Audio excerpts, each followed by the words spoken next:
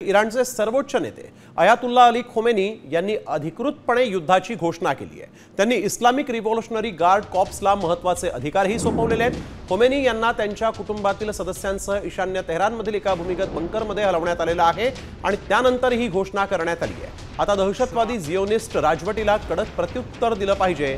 आम्ही त्यांच्या बाबतीत आता कुठलीही दया दाखवणार नाही असं खोमेनी यांनी म्हटलंय।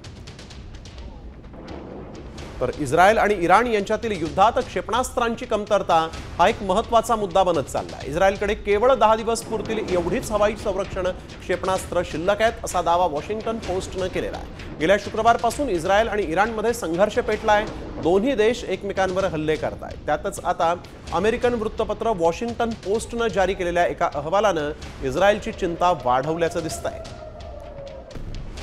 तर इराणला 2 आठवड्यामध्ये बेचिराग करू असा थेट इशाराच इस्रायलने दिला।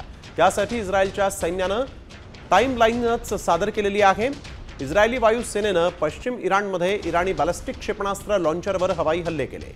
लढाऊ विमानांनी डझनभर लॉन्चर आणि इतर सुविधांना लक्ष्य केल्याचं इस्रायलच्या सैन्याने सांगितलं आहे।